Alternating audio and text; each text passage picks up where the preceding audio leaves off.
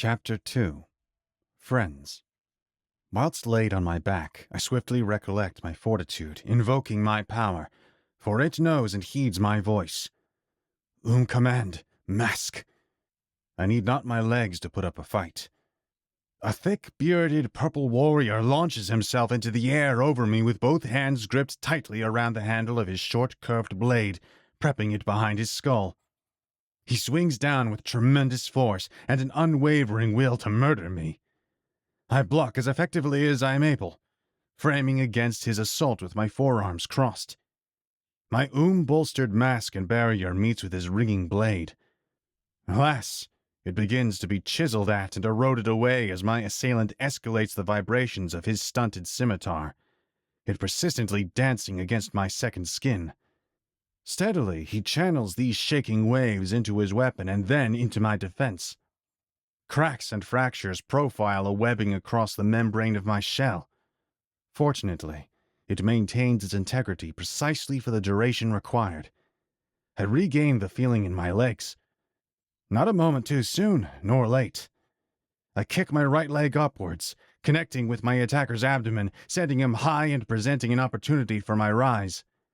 Without delay, I spring onto my feet and face the agitated Tamasu. So, this is it.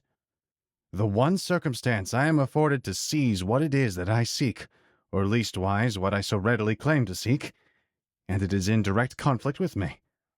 If there is to be no other route towards it, then I shall embark and venture forth to attain that inexpressible, contentious, and laxly defined desire of mine.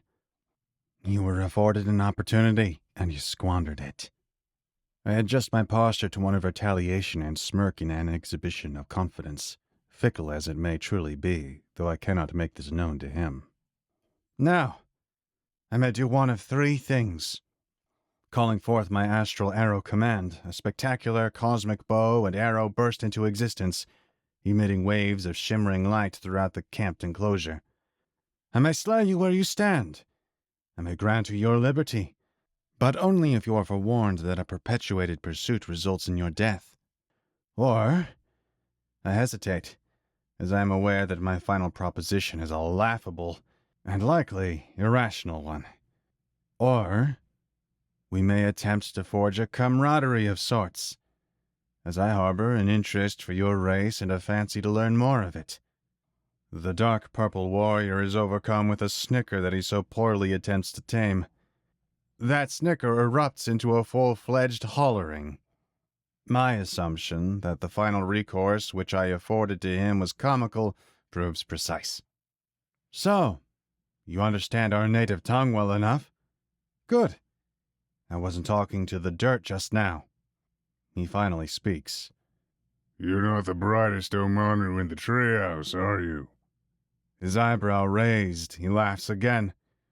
Your kind basks in the soft luxuries beyond your fields of green, and your walls of stone and lies, ignorant and unlearned of the harsh realities infringing those who are not fortunate enough to be born inside of them. To what end on Oma would a Tamas and a blasted Omani assume fellowship? What could we possibly share in common, save dialects of the same language and a mutual loathing of one another's culture? We both want something more than our current worlds can provide us. This much is evident. My willingness to chase the inquisitions of my hopeful and callow mind overpowers the circumstances of our chance meeting. His expression turns blank. You know nothing of my desires. Well, you're a long ways away from home, and you're slinking around hostile territory all on your own. Apparently, you desire something enough to risk your life for it. I know precisely what he is after. I do not wish to kill him. I can bridge this gaping divide between us, but he has got to want it too. His consideration is but the initial step, the first measure, the primary stride upon a great outset. And it is a delicate juncture that I would deeply lament disjointing. I have yet to convene with another Tamas, and such an occasion is scarcely rendered to me. In the instances that I've observed others, it was brief and there were no words exchanged. Only blows between my pack and theirs, of which I studied and aided from afar with my bow whilst offering augmentations to my allies. The captain has always been hesitant in his permission for me to engage with them directly. He believed my innocence and my decency to be both a strength and a weakness, despite my proven skill. Well, I scoff. The arrow enlarges and the stability becomes less and less trustworthy. The language of his body loosens and falls fluid. He's not taking me seriously. You are an interesting specimen. I was under the impression that your kind were supposed to be intelligent, cunning, wise. Never have I met no Mani, let alone a wolf, so naive. There was an unmistakable darkness to that last word. He falls to the gravel and introduces the ground to his palms. With his eyes still fixated on mine, he exhales and shuts them.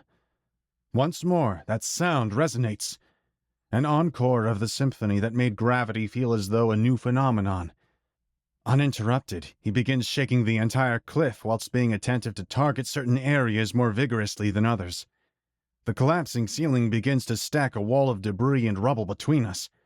I fire my arrows towards him, but his impromptu barricade intercepts the explosion. Temporarily blinded by my own flash, I shield my eyes with my arms, but allow for a small gap to peek through.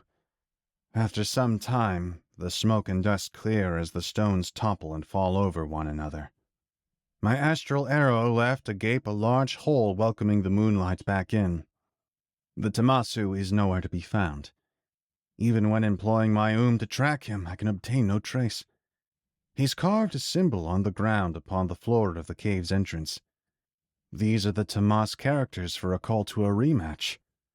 The non-combative knowledge I gained from the academy yet again surprises me with real-life application. Although, this Tamas warrior has brought to my attention something that I ought have long ago realized. Our tongues are remarkably akin. They are dialects of the same language, from the written word to the pronunciation. This teeters me to reconsider discrediting the ancient legends of their origin. Odd. Regardless, it appears that he is giving my proposal due consideration after all. Or perhaps he is luring me into a snare. 3 marks of tally are placed beside the symbol, indicating a period of 3 weeks from this moment. The same place, the same hour.